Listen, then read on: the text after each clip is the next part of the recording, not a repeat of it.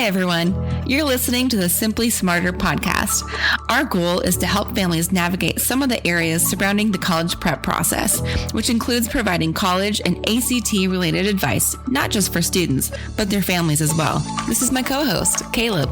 Listen each week to find out how students can score better on college placement tests, learning techniques and methods that build confidence, beat test anxiety, and identify strengths within each student. Don't forget to stay in the know by subscribing to our podcast.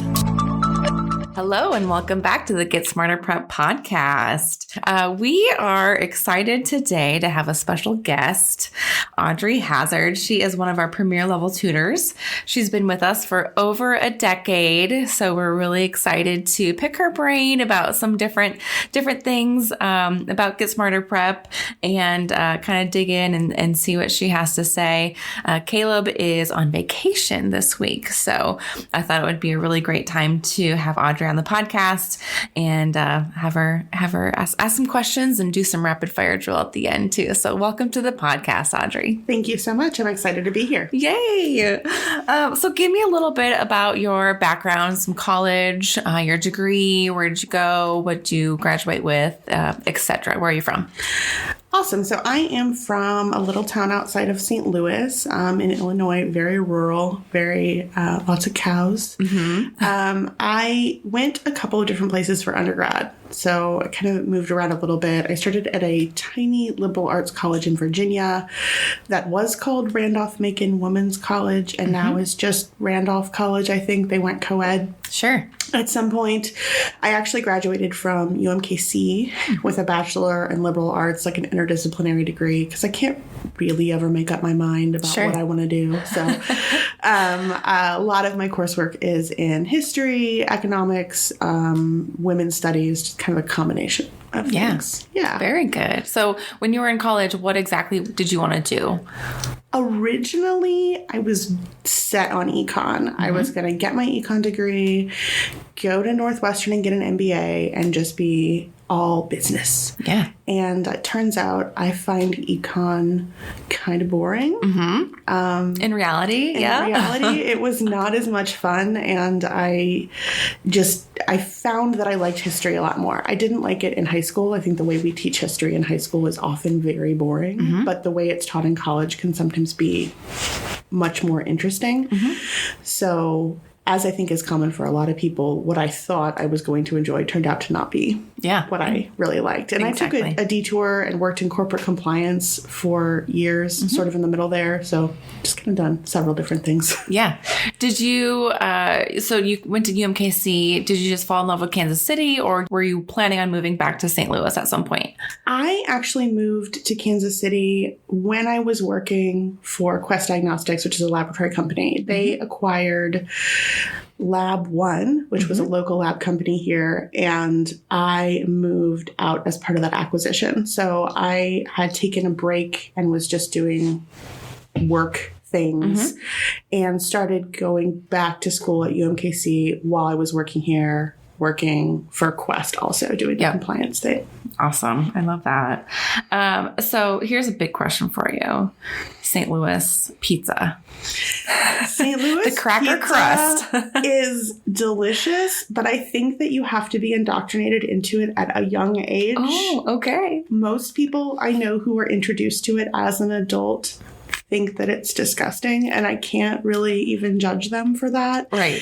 Part of it is the crust. Okay, yes, the crust is very thin. It's very crispy. I actually learned how to make it when I lived in St. Louis, so it's very difficult to get right. But it's also about the cheese. Okay. The Provel cheese, which is kind of like a white American cheese. Yep.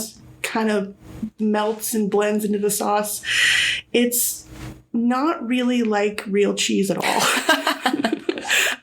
But I grew up with St. Louis style pizza and I really enjoy it. But and I love it. I love it. I do. I don't feel bad though when someone tells me they think it's gross because it's just if you didn't grow up with it. Yeah, you're not offended. Yeah, it's fine. Not at all. It's fine. I still have never had it. Right, Emo's is probably the local option. Okay. Yeah, I think there are a couple of small places that do it, but Emo's is probably the main one. Sure. And we'll do it sometime. Yeah, for sure. I can't wait. I'm excited now. Because I mean, I like a thin crust, so I'm kind of interested. And I like most pizza. Yeah, but it's just exactly. that's a specific kind of thing. Yeah. Okay. Oh, that's awesome. Okay. And what are your other interests? I know you like to go camping. I do like to go camping. I really enjoy travel. I like being outdoors and hiking. I like cooking also. Part of my interest in history is in like the history of cooking. I have a historical cookbook collection. Oh, interesting. Yeah, so often I will be, looking for some recipe for something from like World War II because it's just fun to make random old recipes. What else? I like writing. I like to read. But that's how I probably spend most of my non-work time is traveling, cooking, reading, or writing. I love it. Yeah. I'm on board with all those things. I like it. Okay, so you've been here for over 10 years, correct? Yes. Yeah, long time, over a decade. What are some of the changes that you've seen over the last 10 years, specifically when it comes to ACT, SAT, difference in, students or schools? What's changing? What has changed, and what kind of do you see for the future? Absolutely. So the SAT as a test has had more changes than anything else in that time period. They did a big sort of overhaul of the exam in 2016. They're doing another one coming up in a couple of years. It seems like it just keeps changing over and over again. Hard to keep up with that too. It is hard to keep up with, and it's hard to, I think, prepare because you just don't know what's going to happen next. The ACT has changed a lot less. There have been a few small things here and there, but nothing as big as the SAT. We've seen some changes in terms of the writing portion in both exams, either going away completely in case of the SAT or just becoming way less emphasized with the ACT. Almost no place actually requires it anymore. What about students? Have you seen a big change in students? Maybe even like the stress level of students. I've seen students are really, really stressed lately. The last couple of years, I definitely have seen a lot more of that. I think that junior year has been a difficult year for a long time. It was hard for me. I often will tell my students who seem really, really overwhelmed that like my junior year is probably the most stressful year of my life. And it's been a long time. And I've done a lot of other things since then. That is a lot. But it's gotten more so, I think, especially with everything that has changed and gone on the last few years. Yes. A lot of students are just kind of at their breaking point. And I've had students get almost all the way to the test and just say, I can't do this. I have to take time off. I have to come back to this later, which fair. Sometimes you just need a break. Right. And it doesn't always help to push yourself through if you're at that breaking point. I think it's important for people to remember that a lot of people are dealing with it. It's not you uniquely yourself are somehow failing to get through this stressful time. It's a stressful time for everybody. And maybe just give yourself a little bit of grace. Yeah. Oh, that's such good advice. I love it. Because most of the time it's your junior year. This is the time to do it. You have to do it, just push through, get this done. But yeah, that's really good. I love that. I love that you don't have to push the students and, take your time. You can still take it later. Absolutely. Absolutely. Yeah. There's almost always another opportunity to do it. Yeah. Oh, I love it. Now, you not only teach ACT, but also the LSAT. Tell us a little bit about that. So the LSAT is the exam that students take primarily to get into law school, and it is a very different exam from either the ACT or the SAT. There is a lot of logic questions and puzzles. And for a lot of students, it's just a completely different way of thinking than they've had to do for any of their academic work previously. Right. I think it's a lot of fun, but it also is infuriating. I have had students just completely get overwhelmed, work way too hard, break down and have to take 6 months off because they're working too hard on the LSAT. I had one student just decide to go to Mexico like a week before their test because they were too overwhelmed. Oh, wow. Did they end up taking the test? She did end up taking the test, yes. But she said that her husband wouldn't let her study and kept bothering her. So she went to Mexico to finish studying for her LSAT. Oh, well, the ocean's very calming, I guess. Yeah. She said she can study by the pool, which I guess if that's what works for you. Okay. Go for it. And do you remember how she did? I think she did fine. I think maybe she put a little bit too much pressure on herself and was targeting a score that she didn't actually need to go where she wanted to go. So it seems. Yes. Yes. Oh my gosh, that's funny. You've taken the LSAT yourself. I did. And tell us how, you don't have to tell us how you did. I'm sure you did great. But yeah, so it was interesting because it had been, obviously we all take we take sections, we work through exams, but it had been many years since I had actually taken an official full-length test, gone in, signed up, gone through the process. And I think it's easy to forget just how stressful the whole experience is and how draining the whole experience is. I was just fried afterwards. And I try to hold that memory as I'm thinking through, what our students go through. Yes. Like, it doesn't seem, it's 3 hours, it's 3.5 hours, but it's very 3.5 hours where you have to be completely on and focused the whole time. There's a lot of pressure. Yeah. And when I was studying, I found myself making mistakes that I tell my students not to make. And I was still doing it. Like, I really wanted to do well because I was taking the test officially. So I'd find myself studying at 10 p.m. and missing easy questions. And in my head, I'm tired. Thinking, I'm tired. You're not supposed to study like this. You tell your students not to study like this, and yet you're still doing it. Right. I forgot to eat the morning of the exam, which is something that's like I tell all my 101. kids to do. I know. So I understand it's really easy to fall into those traps, even though I know it's important. I empathize with students who have a hard time. Exactly. That's so interesting to put yourself into the position of your students for real and go through what they go through. So you not only help with the LSAT, but the college prep process as well. In particular, the essay section of the test. You have tutored students on the essay section.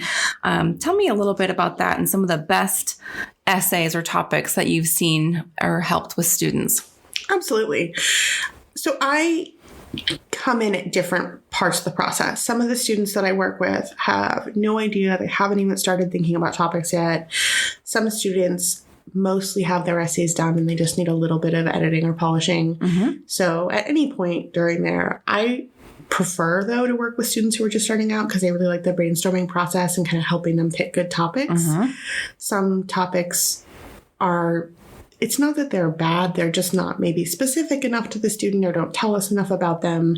So in my experience, the best essay topics are always a very specific story. Right. Something that I always tell my students, if one of your friends found this essay on the ground and there was no name on it, they'd know it was you. Oh, yeah. I love that advice. That's the idea. What's a story that you like to tell just to people? It doesn't necessarily have to be something that makes you sound really smart or, really cool. It's just an interesting story. One of my favorites was probably from a student who was really into music. I think he played guitar. It's been a few years, but he wrote about his first time playing a show. I think he actually went to a bar and afterwards someone tried to buy him a drink and he was like, I'm 16. No, thank you. But it was just a fun story of him feeling kind of intimidated by the whole process, but making it in and feeling proud of himself that he'd done it.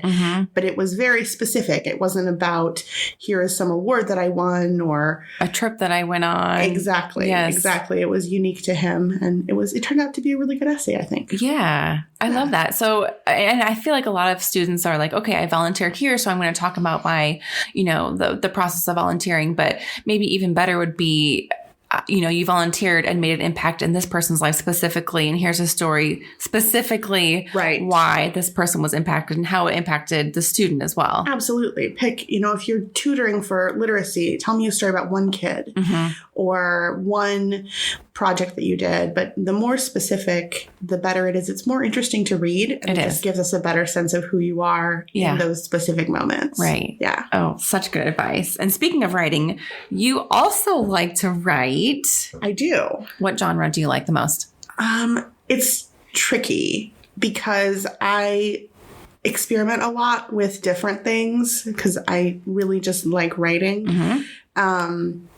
I struggle sometimes to come up with plots that are good. This is going to sound so silly, but my characters really like to all get along. Okay. And so it's hard for me to make conflict. There's no good guy, bad guy. No, everyone's just slightly misunderstood. And then they have a nice chat and everything's fine.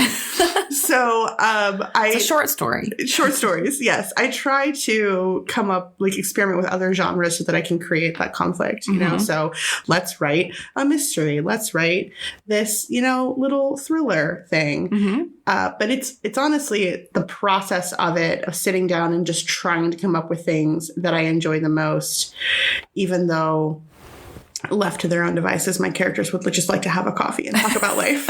It's one of those books where everything happens normal. In a coffee shop. Yeah, yes, exactly. They're normal characters. Yes, they are. They are. I think not that high drama. We just need more modern, Anne of Green Gables. Maybe there's some conflict, but in the end, everyone is lovely to each other and it all turns out great. That's what we all need in our life. Speaking my language here.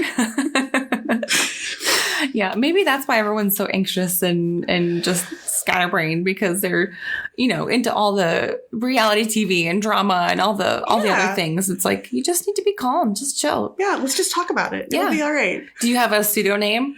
I don't. I have not actually published anything. I have things that got close to, maybe I could put this on Amazon, but I never quite get there. So maybe someday. That's your goal for 2022. It should be. It is one of my goals for 2022, actually, but it will not be under my name probably. Because okay. We'll let you in. I'll tell you all the secrets, listeners, and then you'll know. I'm excited to read it. Any of it. Okay, so here's a good question for you.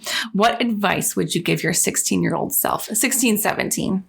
Okay, I have a short one and a longer one. The first one is take a nap. Take a nap. Take a nap. I tell a lot of my students that, actually. I think shut your brain off. Yeah, just take a break. Yes. You can't always be operating at 11. And if you do, your circadian rhythms will be ruined for your entire life. Yes. Don't do that. It's not good. Yes. But also, I think that the concept of prioritization is something that gets lost. I heard from adults in my life, you have to prioritize this. You have to prioritize this. And somehow in my brain, that became all of these things are all very important. Everything is equally 100% important, which is not actually what that means.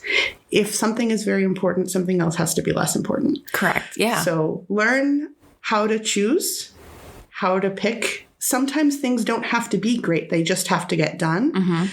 I took a business class years ago, and one of the things the teacher talked about for just managing workloads was define acceptable and stop there. I like it. I think that sometimes people need to hear that. Yeah. Let's pick what is the minimum so that I can put my maximum energy somewhere else. Right. We don't have unlimited resources. We don't have unlimited time or energy. Sometimes we just have to stop at good enough so we can do something else better. Right. Well, because you're not going to excel at every little thing. You have your natural talents that are going to make things easier for you, so you can do those quickly and easily. And then the other things maybe a lot harder for you. So they are going to take more time. But yeah, exactly. Absolutely. What is acceptable? What can you check off the list and then move on? Exactly. And I think that there's this kind of rush to get through. If I can just get through junior year and get through senior year and get through it and survive, then I'll be in college where everything's magically easier. It's not easier. So if you're already burnt out at that point, you're setting yourself up for a really difficult time. I don't know how we got that idea that everything would suddenly be fine, but correct. It's harder. So you need to take a nap now.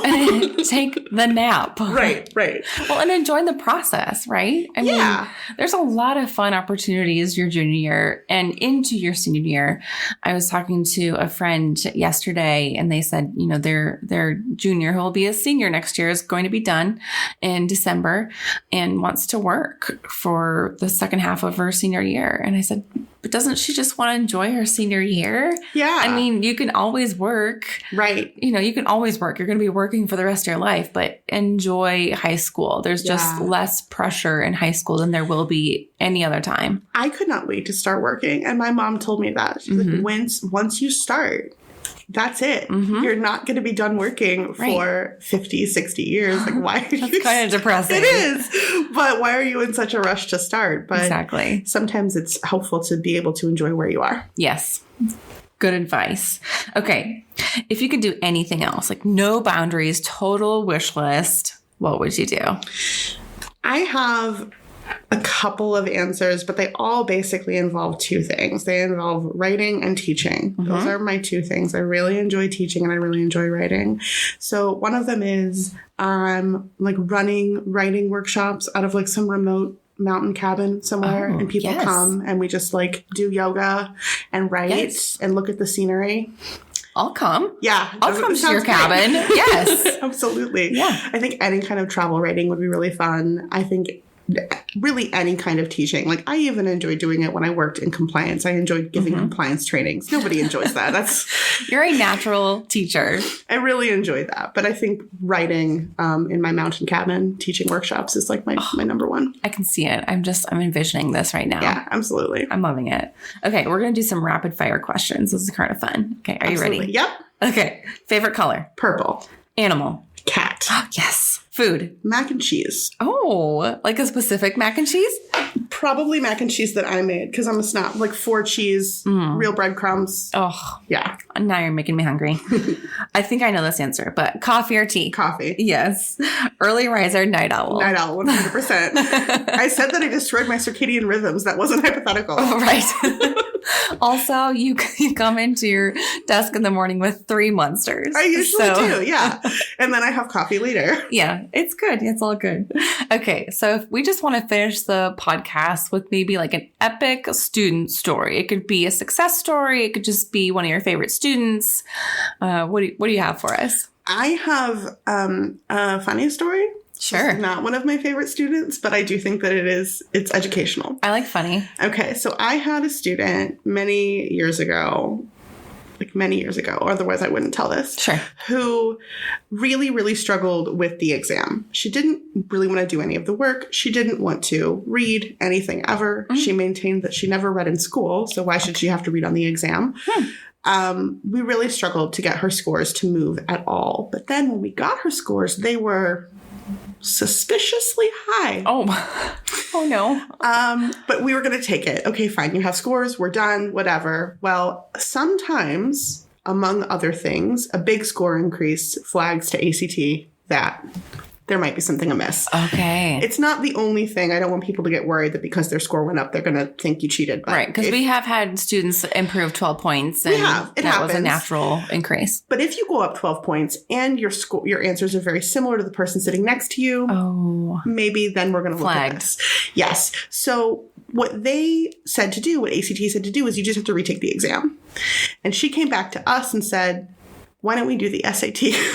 Because she didn't want to retake the exam. She would not admit to me that she cheated. Oh, no. But yeah, so we did SAT tutoring instead, and her scores did not turn out quite so well. Not comparable, right? Yeah.